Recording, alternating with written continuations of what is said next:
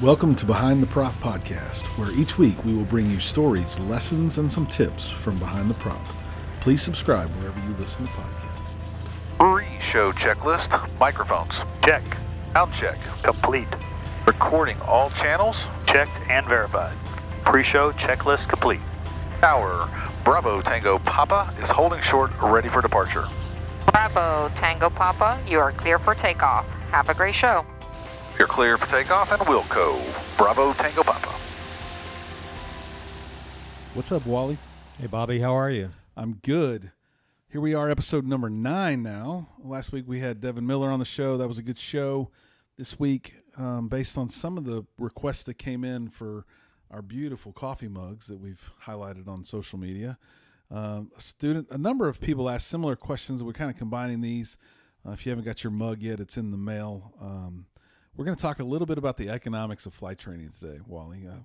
It's not cheap, but there are ways that I think I can give guidance and help people save some money. I know you have years and years of experience flight training, and your 2 daughters have taken flight training, and I'm sure you've tried to save a few of your own bucks. Absolutely. Parents come in all the time and say, hey, help me, save me some money. And so we're going to share a number of tips and tricks today on maybe how you go about attacking flight training with an economical mindset. Right.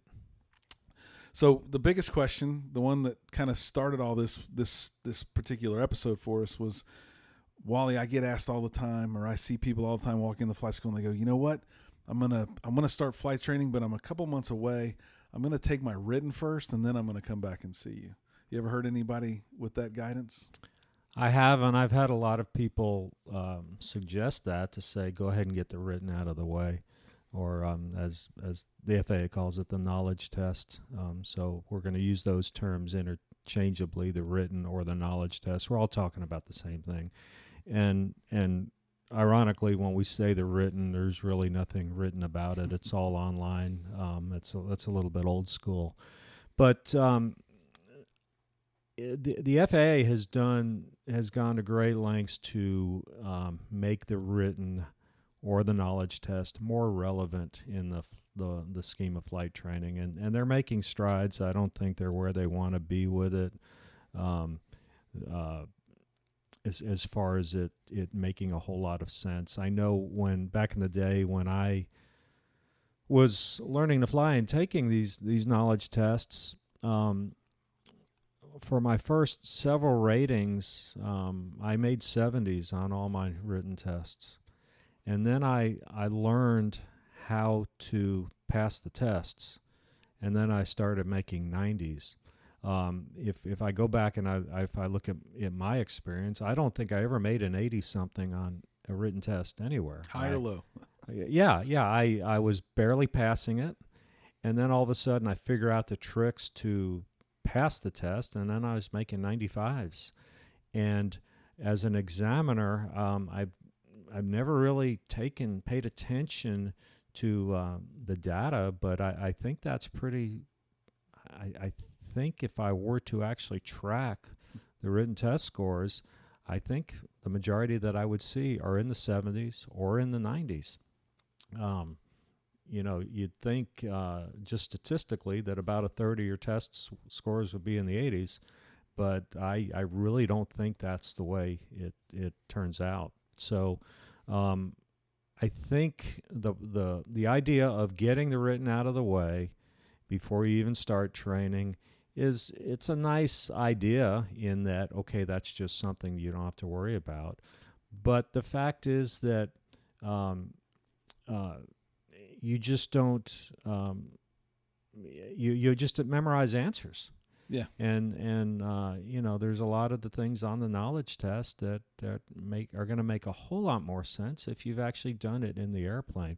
For instance, if you're going to let's just use this example. Let's say you've got a friend who has come from a foreign country and they have never we'll use golf. We'll use the sport of golf, since you're an avid golfer. They have never played golf, and you want to teach them how to play golf. Well, you're probably not going to give them a book and say, read this book. and then in 3 weeks we'll go out and we'll get a golf club and hit some balls. Probably pretty fast, pretty upfront in the process. You're going to go outside, at least out in the backyard, and show them, okay, this is a golf club. This is the way you hold it. This is the way you swing it. You're going to let them get some hands-on stuff. So, use that with the airplane. You want some hands-on knowledge before you start attacking the knowledge test. At least that's my opinion. Yeah, I'm a big believer in that as well. And I don't know under which context you get this question. Obviously, I get it when people are coming in here looking for a flight school. They're asking these questions. Normally, they're saying, I was told that it'll save me a lot of money. If I do this, it'll save me a lot of money. That just doesn't make sense to me at all. I think, I like the idea of saying I could get that done, but it really is memorization. And there are no time requirements for the knowledge exam. I just have to take it before I'm endorsed to take my practical exam, which would be the check ride. And my normal advice to young people or adults and parents that bring their children in, I say, look, when would you take a test that you're going to be graded on and then have to speak to orally about your results? Would you take it before you ever did any flying? Or would you wait and do it like 5 to 10 days before you had to take that practical exam? If there really is no timeline on it, why would I ever take it before I finished all this training? Right. I do my cross-country planning probably a month into my flight training, but I'm going to go take a written exam on how to do cross-country flight planning before I ever do any cross-country flight planning. Right. It really is either memorization at that point, or you're missing the opportunity to truly understand the material. Like, you can't get a question that you don't understand if you really know how to do the cross-country flight planning. So I always use the example of a hold short line in this conversation. You can memorize what it looks like on a piece of paper or a chart from the FAA. But if you go take off 3 times and you stop and your instructor says, see that yellow line? It's solid on this side. We can't cross it. When we're on the other side, it's dashed. We're going to come across it. That's called a hold short line. You're probably going to remember what a hold short line is. And in good training, they'll probably say, because there's other planes coming, you don't want to cross that until you're cleared to cross it. Right. And it's just going to make so much more practical sense than memorizing what it looks like and then hoping the other yellow lines don't confuse you when you see them on the test, right? So I don't know why it would save you any money. I get why people think it would maybe save you some time, but it probably even costs you on the time side of that pendulum as well. I think what it can do is it can lead to frustration because you're reading about things that are, if you have never been in an airplane, you're reading about things and you're being tested on things that are just theoretical, things that you have not really experienced. Where actually you get in an airplane, you go, oh, well, that's what they're talking about. It really brings it all together. And you're talking about timelines. One thing to think about, there is one timeline on the knowledge test. Once you take the knowledge test, it's only good for 24 calendar months.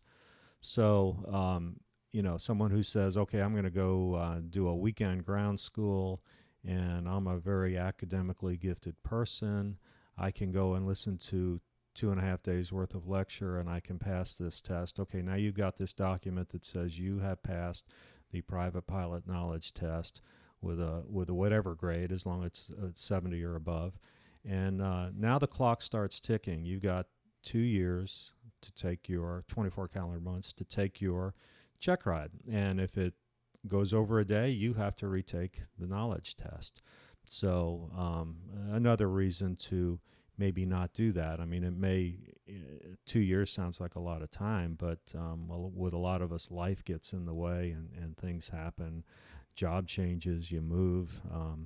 It's not unusual. In fact, I just got a call this week about a young man whose knowledge test expires the end of the month.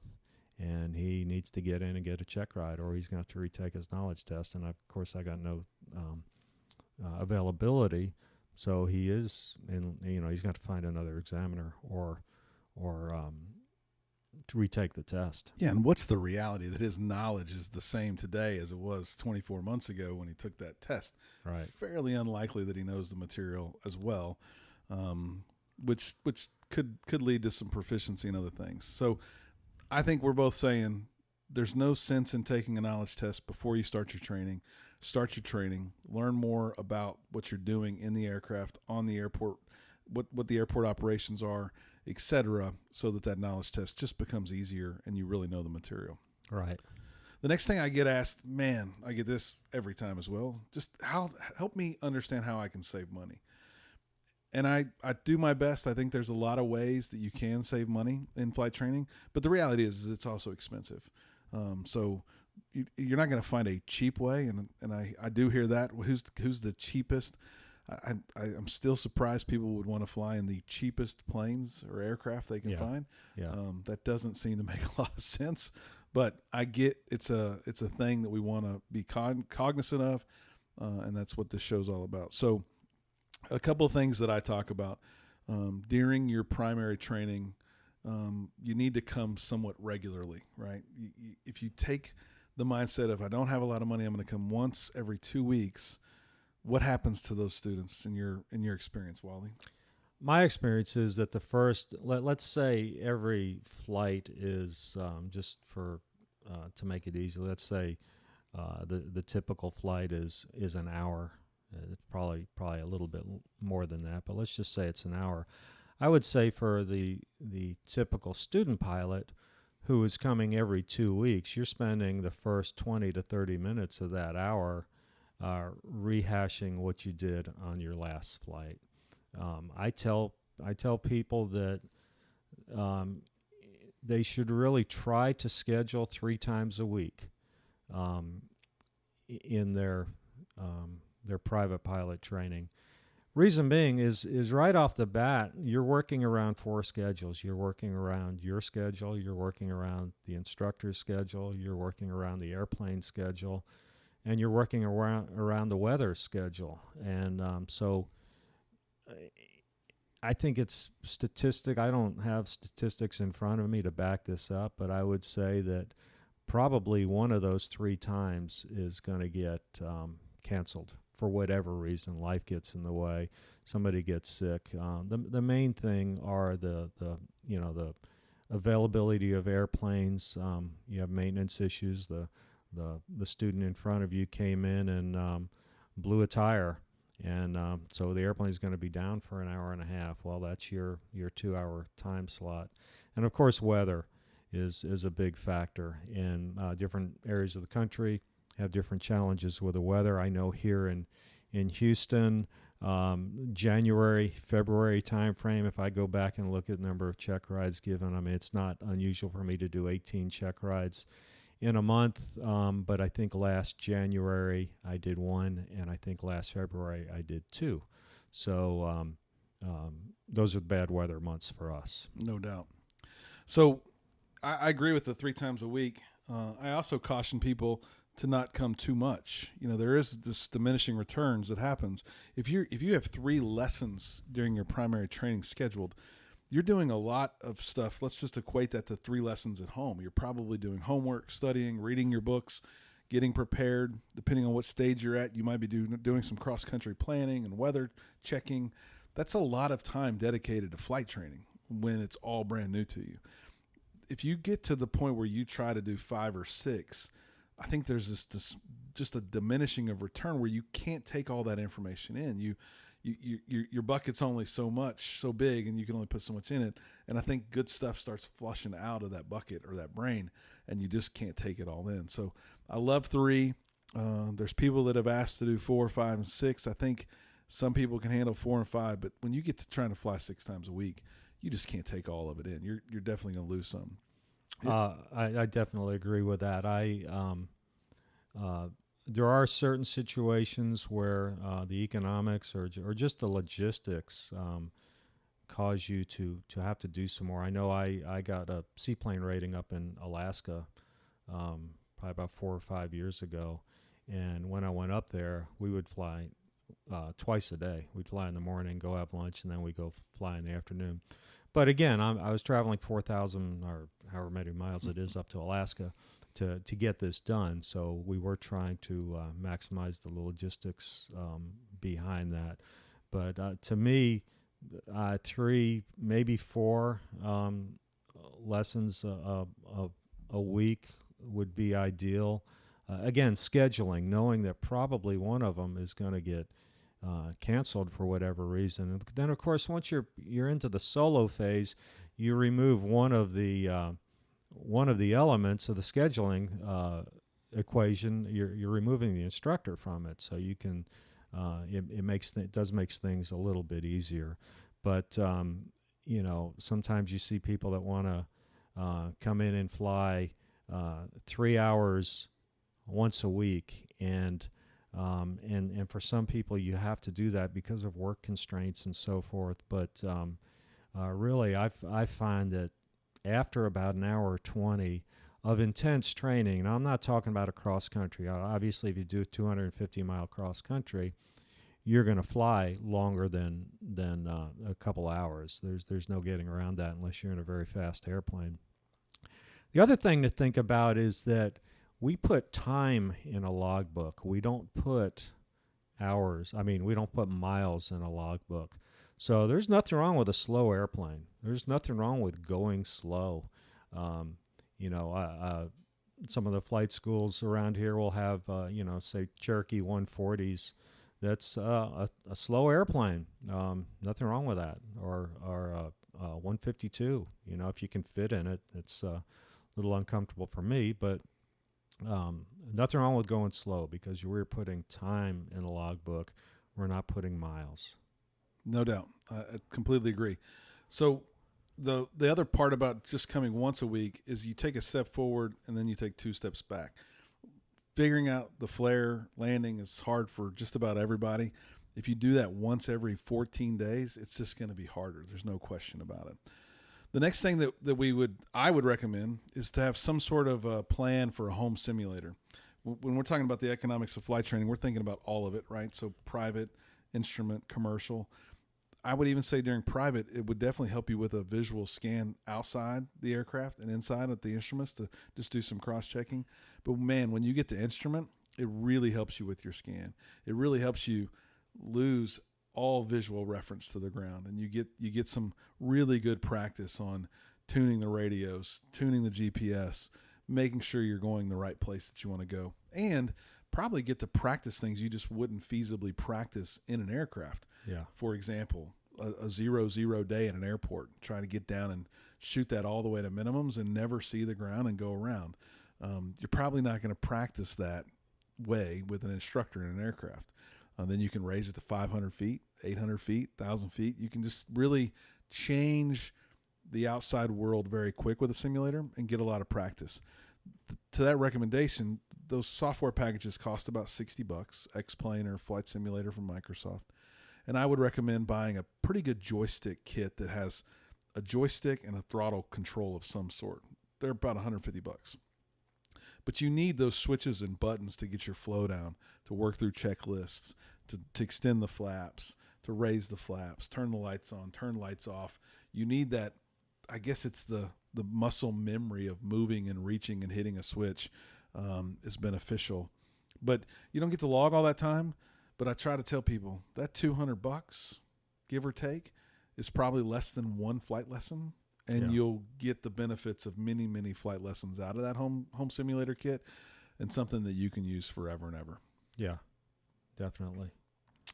What about pre-flight briefings? I get a lot of shtick from customers and students that say, man, I don't want to do ground before every lesson, Wally. I just feel like I'm wasting my money. Would you advise that to a student pilot? The ground is absolutely critical. I'm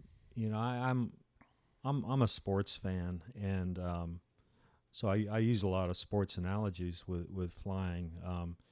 Typically, before a football team comes up to the line of scrimmage and runs a play, they huddle up and they talk about what they're going to do. They call the play, so everybody knows what they're going to do.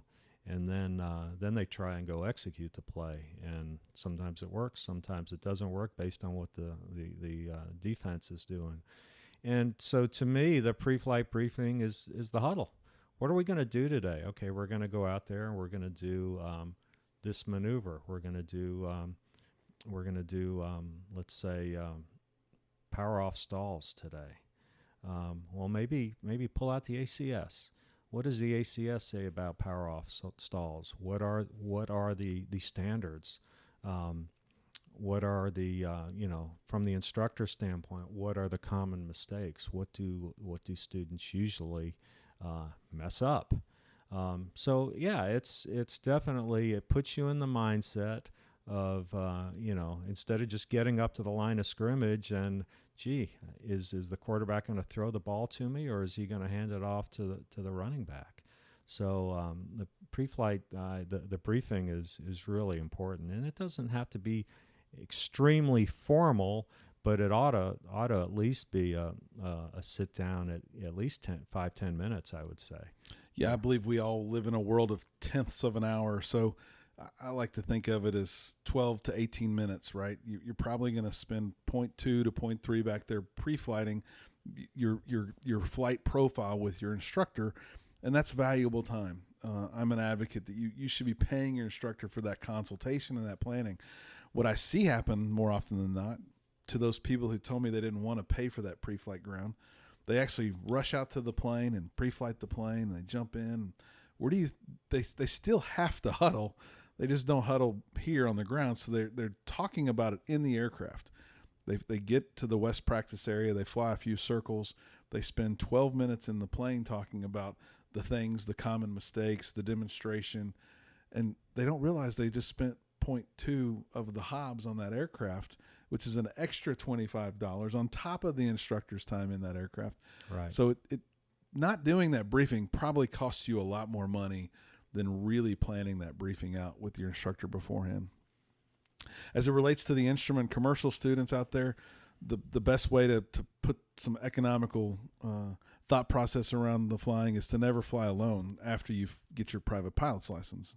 That's a little bit unrealistic probably, but I do think that the school here does a lot to help people share time together, put instrument student with instrument students so they can go wear foggles and shoot approaches and practice and do all that stuff together. We do the same thing with commercial pilots, and then try to make sure we're doing everything we can to help commercial and instrument pilots. One of those tips is something that we've talked about a number of times here, Wally, and it's the in accordance with. So if I never fly alone, I share time, I'm splitting the cost, that's great. What does the in accordance with mean, and what should students and instructors be doing in their logbooks to make sure they're maximizing the things they do as well? Well, one thing that is required for a commercial pilot is 10 hours of instrument instruction time. It's 61-129 that addresses this, and it says that I don't have the reg in front of me, but so I'm paraphrasing, but it basically says that you've got to have 10 hours of instrument time, straight and level, unusual attitudes, turns, climbs, all that stuff. And it does say using a view limiting device. Okay, so the intent is not for this to not be actual time. And this is the way our some FAA offices basically interpret this. I may be misspeaking by actually saying interpret, but anyway, it is separate from the instrument time. So at one point, if you had a commercial pilot applicant, they already had a instrument, a DPE may say, oh, well, this doesn't apply because you have the 10 hours. Well, it is separate. Now, that time can be logged concurrent. So in other words, if you are an instrument student and you think or even have a thought that you might pursue a commercial pilot certificate at some point in the future, when your instructor is logging your instrument time for your instrument rating, have them put an endorsement in there that says that this training has been conducted in accordance with, and we usually put IAW for that, in accordance with 61-129. And we can count that towards the commercial time. So it's not another 10 separate hours after the instrument rating, because most people, the usual sequence is private, instrument, and then commercial. So if we have that, we're good to go. If not, we have to either go out and get to 10 hours a time. A lot of times the instructor is around, and we can get a blanket endorsement that says that I certify that the flight instruction given between these dates is in accordance with 61-129, and I have accepted that before. Yeah, and if we're talking about economics, that's 10 hours of dual instruction that could go away. Doesn't mean you're going to fly less than that for the 250 requirements for a commercial, et cetera, but I don't have to pay for that dual time again, so that's going to be a big deal. Absolutely. The rest, if I refly that time with someone else to get to my PIC time, then I can be splitting the costs and save a lot of money as well. Right. So we've talked about a lot of things. The last couple of things that are important to me, to students, and everybody views this a little bit differently, but it is the structure of training, right? I think when I took my training, I didn't know any better, and I just kind of did it by the seat of my pants. No pun intended, but I kind of came in and said, let's start, and we did some straight and level for a while, and then I did some climbing and descending turning, and I said, what are we working on? At the end of every lesson, I'd be like, what are we doing next time? And they would tell me, and I would go home and I'd try to read a little bit about it, and we'd come back and talk. And normally when I came back, great instructor, but he had a lot of students. He'd say, what did we work on last time? And I'd say, we did climbing and descending turns. Okay, well, the natural next step for him would be blah, blah, blah, whatever that would be. Maybe we start working on stalls. Find a syllabus. There's a lot of generic syllabi out on the internet. A lot of big publications have syllabi that you can follow, and the requirements to get the private. The stages and steps that are proven if you're following one of those syllabi. At this flight school, we use an electronic syllabi that students follow for all their ratings so that they know what the next class is going to be, and they have that. Now, 141 is regulated and very structured, but we use something very, very similar to our 141 to guide the Part 61 process. It just makes sense to follow a plan. We're going to do a whole episode on Part 61 versus Part 41, thanks to Jeremy Hyde's request, and we'll get to that in a couple weeks. But thoughts on following a syllabi or some sort of structure, Wally? Yeah, I as I think I've alluded to in previous podcasts, I'm a musician, and I actually play in a band, and we one of my pet peeves, I actually used to teach the percussion section at a local high school. I used to talk to my students about practice and rehearsal. And what we did collectively as a group was a rehearsal. What they did at their own, at home or wherever before rehearsal is practice. So if you know what's going to be done in a rehearsal, it makes practice possible. And that's the way, if you have a syllabus, if you know what you're going to do in your lesson tomorrow, it makes you able to prepare for it. Now, there needs to be some flexibility in that. And for instance, let's say the syllabus calls for going out and doing high work, stalls, and maybe steep turns today. But here at this airport, we have a north-south runway. If you come out today and the wind is 090 at 12 knots, well, today's probably a really good day to stay in the pattern and do crosswind landings. So we may, we want to have a little flexibility with that. But you hear it all the time. You hear instructors say to their students, I hear it all the time in the flight schools, okay, well, next time we fly, we'll do this. And I'm thinking that instructor is not going to remember what they just told the student. And so then the student comes in and they're doing something totally different. So a syllabus is I think, very, very important. And then hopefully your school does do something to enable instructors to keep track of that syllabus so that if you do change instructors, which commonly is a problem in flight training, then the new instructor doesn't know what you did without some sort of record keeping Skimming your logbook's probably not good enough. They probably need some sort of record keeping. And then the last tip that we'll leave you with today for the economics of flight training really is to pick a flight school that has a simulator, full motion if possible, standard, something from a professional company, not just a desktop simulator, but something that you can get in, have at least 180 visual view of what you're flying into or with, and then the controls that are set up with a real yoke, throttle quadrants, those sorts of things. It benefits you both as a private. The regs say you can log up to 3 hours if it's an approved device from the FAA, 17 more in the instrument for a total of 20, and then a total of 50 for the commercial.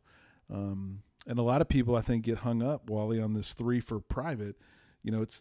I would rather fly the sim if I wanted to work on things like emergency procedures and whatnot until I got my flows and checklist usage down. And I might choose to fly 6 or 7 hours in that simulator. I don't lose the other 3 or 4 hours if I'm working towards becoming a professional pilot. Once I start working on my instrument rating, those hours automatically count in my logbook. They're loggable. They're just not loggable, countable towards my private pilot rating. Right. No, they're loggable. They just don't count towards the requirement. So yeah, you definitely want to log it. I couldn't. I definitely agree with that. The other thing is, we talked about two of the elements that we have to schedule around are airplanes and weather. And for the most part, if the weather's bad, the simulator still flies. And if the airplane out there has a bad magneto, the simulator still flies. And we can simulate a magnet. Absolutely. We can simulate an engine failure. We can simulate a lot of problems, but and they're just fake. Let me do another plug. If you want to learn about bad magnetos, go back and listen to our podcast on our ignition system. Yes, it was a good show. But anyway, the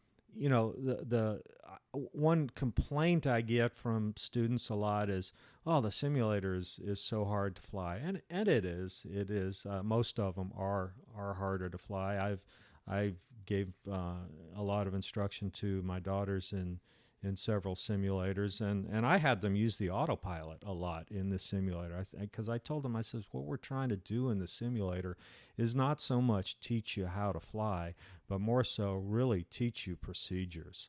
Probably the most common avionics packages that we have around here are the Garmin 430s and the 530s, and almost all the simulators around here have that. So we can sit there and put the airplane on the autopilot and play around with the Garmin. Okay, make sure this is selected. Make sure you've actually activated the approach. You can't just select it. Which transition do we want to select? Well, let's play around with it.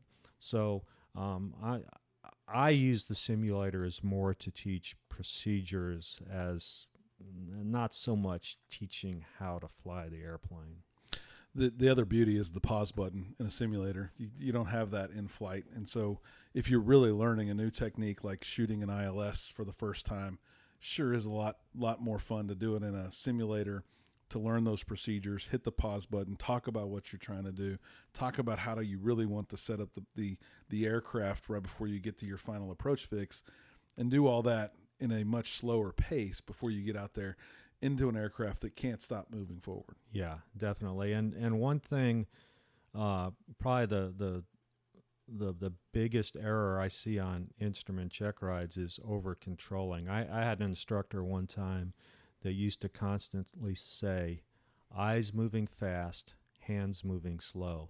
And I use that all the time now. Eyes moving fast, hands moving slow. In other words, you're scanning, but you're not moving the controls a whole lot. And one thing I like to do in the simulator, you can do it in the airplane. It would just be very costly and it would take you a while.